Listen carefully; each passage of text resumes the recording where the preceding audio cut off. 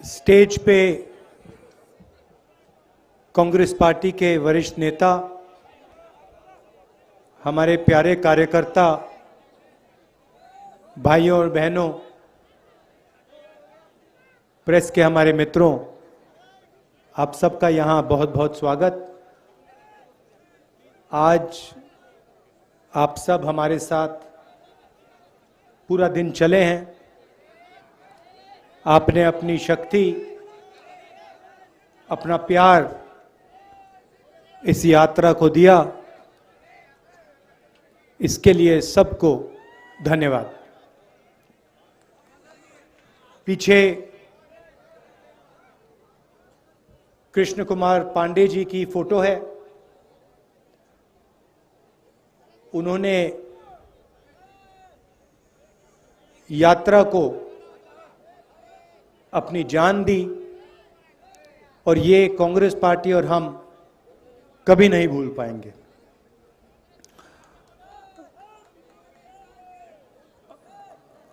हमने सोचा था कि हमारे जो यात्री हैं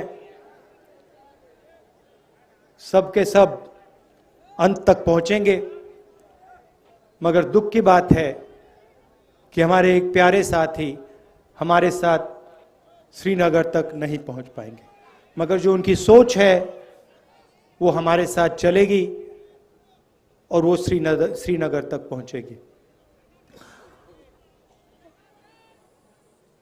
आपको याद होगा कुछ साल पहले इसी दिन नरेंद्र मोदी जी ने नोटबंदी की थी। 8 बजे रात को, मतलब अभी 7 बज रहे हैं, इसके 1 घंटे बाद नरेंद्र मोदी जी टीवी पे आए और उन्होंने कहा कि मैं 500 रुपए और 1000 रुपए के नोट को रद्द करने जा रहा हूं और काले धन के खिलाफ मैं लड़ाई लड़ रहा हूं। सच्चाई ये थी कि नोटबंदी काले धन को मिटाने के लिए नहीं की गई। नोटबंदी जो हमारे छोटे व्यापारी हैं, स्मॉल और मीडियम बिजनेस चलाने वाले लोग हैं, जो हमारे किसान हैं, उन पर आक्रमण था और उसका नतीजा आज तक हिंदुस्तान के हर गरीब को दिख रहा है। नोटबंदी के बाद उन्होंने गलत जीएसटी लागू की और इन 2 पॉलिसीज ने, जो हिंदुस्तान की रीढ़ की हड्डी है, जो इस देश को रोजगार दिलवाती है, किसान, छोटे बिजनेस वाले, छोटे दुकानदार, इन सब को नष्ट कर दिया, खत्म कर दिया। यहां आने से पहले मैं युवाओं से मिला, 5-10 युवाओं से मिला और मैंने उनसे सवाल पूछा। वो एग्जाम के बारे में आए थे, डेलीगेशन आया था, एग्जाम के बारे में बात कर रहे थे। मैंने उनसे पूछा कि आपको क्या लगता है आज के हिंदुस्तान में, आपने पढ़ाई कर ली, यूनिवर्सिटी, कॉलेज, स्कूल सब कुछ कर लिया, माता पिता ने आपकी शिक्षा में लाखों रुपए लगा दिए, आपको क्या लगता है आपको रोजगार मिलेगा? चुप हो गए, क्योंकि आज हिंदुस्तान की सच्चाई है। हमारे देश में आज युवा पढ़ सकता है, स्कूल जा सकता है, कॉलेज जा सकता है, मगर रोजगार उसे नहीं मिल सकता। स्टूडेंट्स इंजीनियरिंग पढ़ते हैं, सालों लगा देते हैं और फिर उसके बाद इंजीनियर नहीं बनते, मजदूरी करते। कोई मजदूरी करता है, कोई ऊबर की गाड़ी चलाता है, कोई ड्राइवर बनता है। ये हिंदुस्तान की सच्चाई है, महाराष्ट्र की सच्चाई है। और जो आपका शिक्षा का सिस्टम है, स्वास्थ्य का सिस्टम है, वो पूरा का पूरा प्राइवेटाइज किया जा रहा है। 2-3 लोग हैं, इनके हवाले नरेंद्र मोदी जी और आपकी यहां की सरकार पूरा का पूरा ढांचा इनके हवाले कर रही है। मैंने उनसे पूछा, लड़कों से पूछा कि भाई बताओ, बेरोजगारी के कारण बताओ। मुझे कहते हैं जो पब्लिक सेक्टर था, जिसमें हमारे जैसे लोगों को रोजगार मिलता था, थोड़ी सिक्योरिटी होती थी, उन्होंने कहा पूरा का पूरा पब्लिक सेक्टर प्राइवेटाइज किया जा रहा है, बंद किया जा रहा है। तो वो भी रास्ता बंद है। नोटबंदी ने, जीएसटी ने एक रास्ता बंद किया, प्राइवेटाइजेशन दूसरा रास्ता बंद कर रहा है। तो ये देश की हालत है। और इन पॉलिसियों का लक्ष्य हिंदुस्तान की गरीब जनता को डराने का है, किसान को डराने का, मजदूर को डराने का, युवा को डराने का। और बीजेपी और आरएसएस डर को फिर नफरत में बदल देते हैं। डर के बिना नफरत हो ही नहीं सकती। अगर डर नहीं है तो नफरत नहीं हो सकती। अगर डर है तो उसको नफरत में बहुत आसानी से बदला जा सकता है। यह हिंदुस्तान में हो रहा है और इससे देश का कोई फायदा नहीं होने वाला है। बेरोजगारी से, महंगाई से देश का कोई फायदा नहीं होगा। नफरत से देश का कोई फायदा नहीं होने वाला। और यह इस देश का इतिहास ही नहीं है। यह भाईचारे का देश है, एकता का देश है, इज्जत का देश है। इसीलिए हमने भारत जोड़ो यात्रा शुरू की। 3600 किलोमीटर की यात्रा है। तमिलनाडु में, कन्याकुमारी में शुरू किया। 60 दिन हो गए हैं। मैं आपको बता रहा हूं, ऐसा लग रहा है कि आज सुबह हमने शुरुआत की। अजीब सी बात है।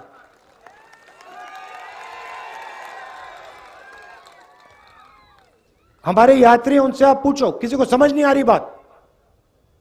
25-25 किलोमीटर हर रोज चलते हैं।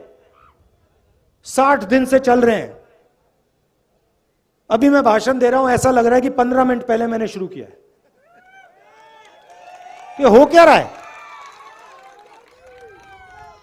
आमतौर से आदमी सुबह उठता है,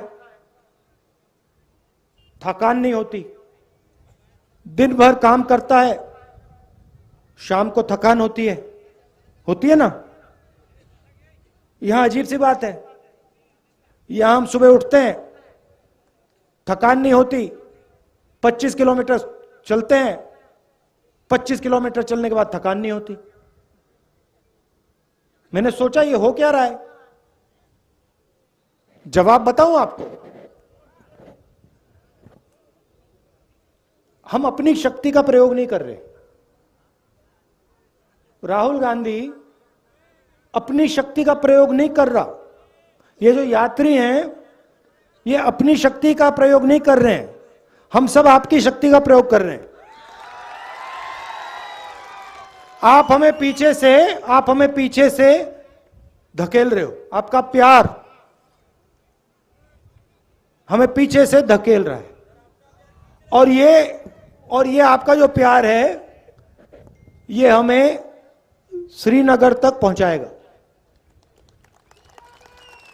और वहां देखना, वहां मेरा भाषण देख लेना। वहां भी मैं यही कहूंगा कि मुझे समझ नहीं आया, 130-140 दिन हो गए, रोज 7-8 घंटे चले हैं, 25-30 किलोमीटर चल रहे, मगर थकान नहीं आ रही। क्योंकि आपकी आवाज है, आपका प्रेम है, और हम आपकी आवाज सुनने आए हैं। मैं यहां लंबा भाषण नहीं देना चाहता हूं। राजनेता आते हैं, 2 घंटे का भाषण करते हैं, कोई जरूरत नहीं है। हम यहां आए हैं, 7 घंटे चले, सुबह से शाम हम आपसे बात कर रहे हैं, किसानों से, युवाओं से। अभी विकलांग औरत मिली मुझे, उसके दिल में जो था उसने मुझे बताया, उसकी व्हीलचेयर को धकेला मैंने। हम आपकी बात सुनने आए हैं क्योंकि हम जानते हैं आप सब कुछ समझते हो। खेती के बारे में सीखना हो, किसी ब्यूरोक्रेट की जरूरत नहीं होती है। खेती के बारे में सीखना हो तो किसान के साथ बैठ जाओ, 15 मिनट में वो आपको समझा देगा जो समझना है। वो क्या कह रहा है? कह रहा है कि हमारा कर्जा माफ नहीं होता। हिंदुस्तान के अरबपतियों का कर्जा 2 मिनट में माफ हो जाता है, हमारा नहीं होता। हमने क्या गलती की? हमने कौन सी गलती कर दी? वो बता रहा है, कहता हमें एमएसपी नहीं मिलती।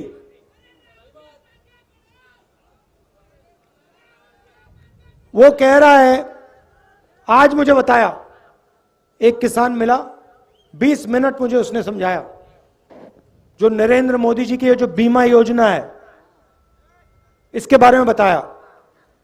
कहता है कि हम पैसा डालते हैं, सरकार पैसा डालती है, और सीधा का सीधा पैसा हिंदुस्तान के 2-3 सबसे बड़े अरबपतियों के जेब में जाता है। हमारा खेत बर्बाद होता है, आंधी आती है, तूफान आता है, हमारा खेत बर्बाद हो जाता है, तो ना हमें इंश्योरेंस कंपनी का फोन नंबर मिलता है, ना ऑफिस मिलता है, ना पैसा मिलता है। तो अगर किसानों से बात की 15 मिनट में, 20 मिनट में, वो समझा देंगे क्या हो रहा है। छोटे दुकानदार से बात करो, वो बता देगा नरेंद्र मोदी जी ने काले धन के खिलाफ लड़ाई लड़ी या छोटे बिजनेस वालों की हत्या कर दी, खत्म कर दिया, वो बता देगा 2 मिनट में। युवाओं से पूछो, वो कहेगा, युवा कहेगा कि भैया मुझे रोजगार नहीं मिल सकता, कुछ भी हो जाए, मैं जानता हूं मैं इंजीनियर नहीं बन सकता। यह देश की सच्चाई है और इसको बदलना है।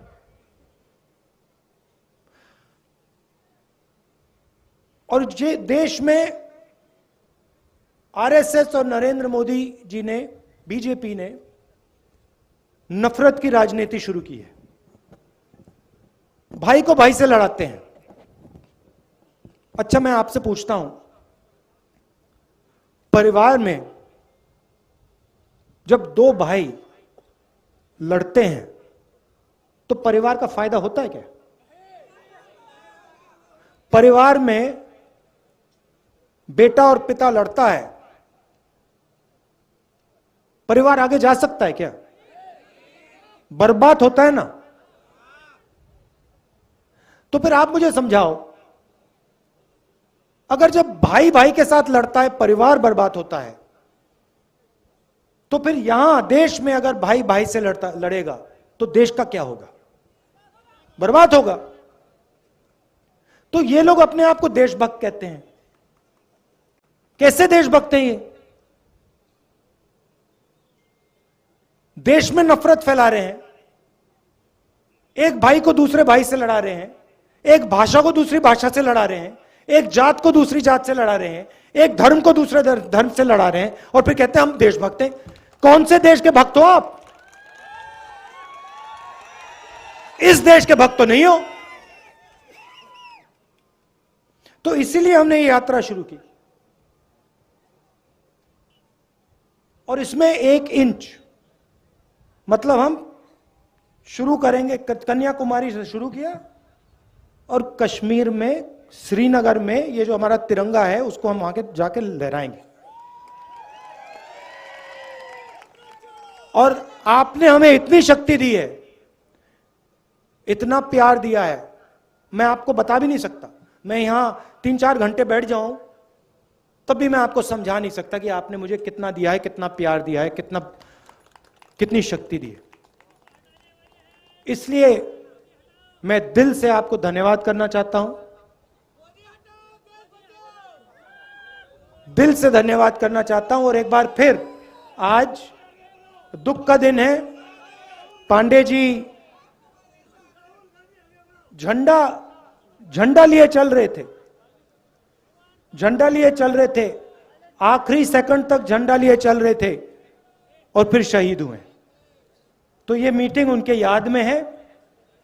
उनके परिवार को, हम सब का, पूरी कांग्रेस पार्टी का, हर कार्यकर्ता का, हर नेता का प्यार, और उनको मालूम होना चाहिए कि ये पूरी पार्टी, इस पार्टी का हर एक कार्यकर्ता, इस पार्टी का हर एक नेता आपके साथ है। आपको घबराने की कोई जरूरत नहीं। धन्यवाद। जय हिंद। नमस्कार।